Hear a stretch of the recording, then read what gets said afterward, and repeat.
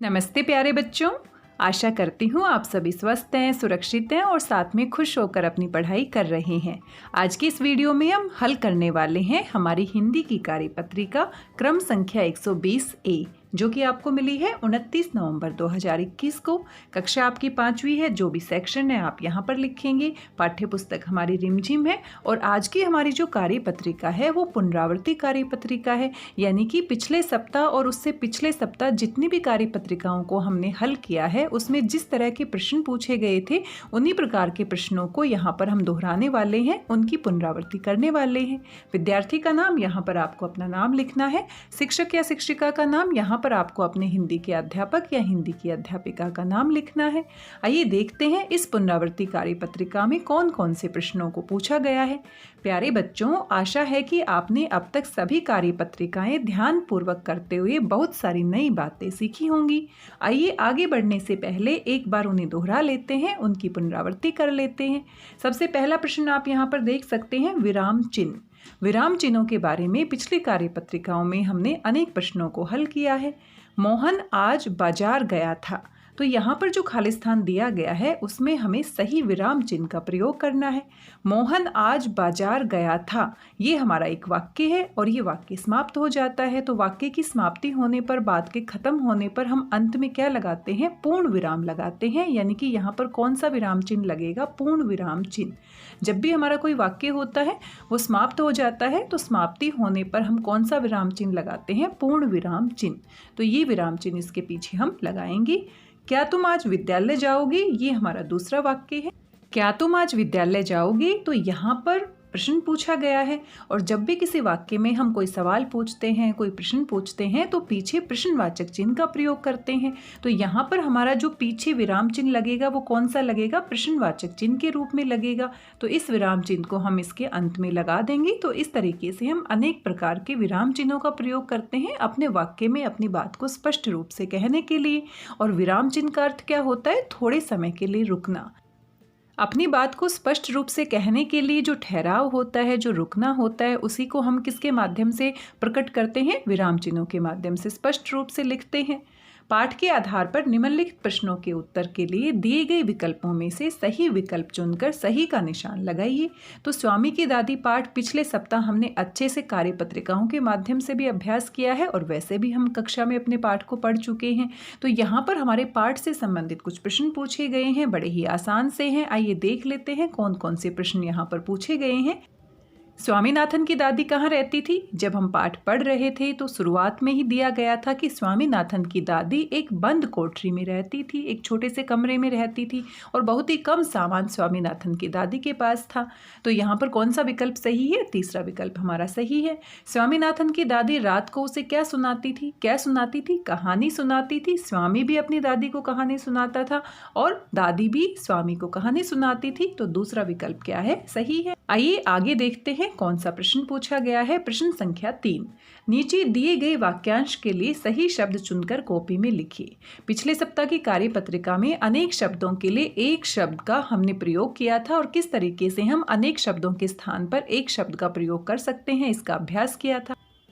काम से जी चुराने वाला। अब यहाँ पर अनेक शब्दों का ये वाक्यांश है, एक वाक्य का अंश है, लेकिन इसके स्थान पर हम एक शब्द का प्रयोग कर सकते हैं। काम से जी चुराने वाले व्यक्ति को हम क्या कहते हैं? कामचोर कहते हैं। तो ये हमारा कौन सा उत्तर सही है? कामचोर। जानने की इच्छा रखने वाला।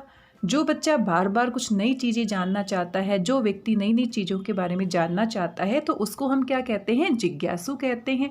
तो जानने की इच्छा रखने वाले के लिए हम एक शब्द का प्रयोग कर सकते हैं, जिज्ञासु।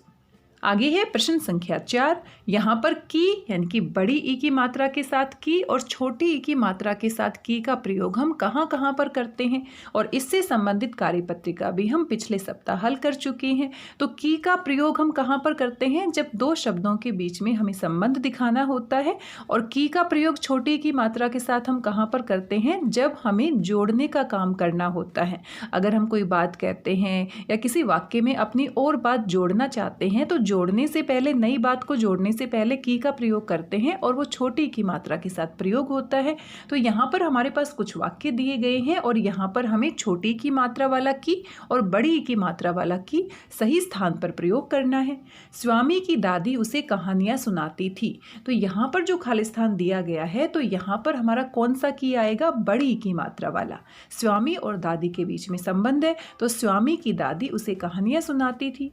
शेर को देखकर शिकारी ने सोचा। और क्या सोचा? आगे हम कुछ और कहना चाहते हैं, अपनी बात को जोड़ना चाहते हैं। तो जोड़ने के लिए हम किसका प्रयोग करते हैं? छोटी ई की मात्रा वाले की का प्रयोग। शेर को देखकर शिकारी ने सोचा कि, तो यहाँ पर कौन सी की आएगी? छोटी ई की मात्रा के साथ। उसे कैसे भगाया जाए? रवि ने सोचा वह अच्छे से पढ़ाई करेगा। तो रवि ने सोचा और क्या सोचा? अपनी बात को आगे जोड़कर हम कह रहे हैं, तो फिर से क्या आएगा? छोटी ई की मात्रा वाला की। कल रिया के चाचा की शादी है। तो चाचा और शादी के बीच में संबंध है, तो चाचा की शादी है, यानी कि बड़ी ई की मात्रा वाला हमारा की यहाँ पर प्रयोग होगा। तो इस तरीके से जब भी हम वाक्य लिखते हैं या जब भी वाक्य पढ़ते हैं, तो हमें ध्यान से देखना चाहिए कहाँ पर क के ऊपर छोटी की मात्रा लगी है और कहाँ पर क के ऊपर बड़ी की मात्रा लगी है। ये कुल हमारे 4 प्रश्न दिए गए थे, जो कि पिछले सप्ताह की कार्यपत्रिकाओं से संबंधित थे। आज ये हमारी पुनरावृत्ति कार्यपत्रिका थी। तो बच्चों, आपको आज की कार्यपत्रिका कैसी लगी? मज़ेदार लगी ने? ये थी आज की हमारी पुनरावृत्ति कार्यपत्रिका। सभी प्रश्न बड़े ही आसान हैं। बड़ी आसानी से आप इनको सुंदर और साफ लिखाई में अपनी हिंदी की कॉपी में पूरा कर लेंगे। साथ में आपके माता पिता के लिए भी सुझाव दिए गए हैं। बच्चों को बताइए कि बड़ों यानी दादा दादी, नाना नानी के द्वारा सुनाई गई कहानियाँ व अनुभव हम सभी के लिए हमेशा प्रेरणादायक होते हैं, क्योंकि हमसे जो बड़े होते हैं उन्होंने अपने जीवन को अच्छे तरीके से जिया होता है। उनके पास अनेक अनुभव होते हैं। वो हमें अच्छी अच्छी कहानियाँ सुनाते हैं, बातें बताते हैं, जिससे हम भी अपने जीवन को अच्छे तरीके से, बेहतर तरीके से जीना सीख सकते हैं। आपके नाना नानी, आपके दादा दादी, आपके माता पिता, आपके घर में कोई बड़े बुजुर्ग व्यक्ति हैं, वो सभी आपको अच्छी अच्छी बातें बताते हैं और हमें इन अच्छी बातों को अपने जीवन में अपनाने की कोशिश करनी चाहिए।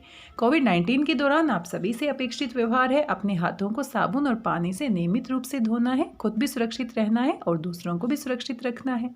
आज की इस कार्यपत्रिका में बस इतना ही। आशा करती हूँ सभी प्रश्न आपको समझ में आ गए होंगे। मिलते हैं अगले वीडियो में किसी नई कार्यपत्रिका के साथ। तब तक स्वस्थ रहिए, व्यस्त रहिए, मस्त रहिए, खुश होकर अभ्यास करते रहिए। मेरी भाषा हिंदी भाषा परिवार के साथ जुड़ने के लिए आप सभी का धन्यवाद, बहुत बहुत धन्यवाद।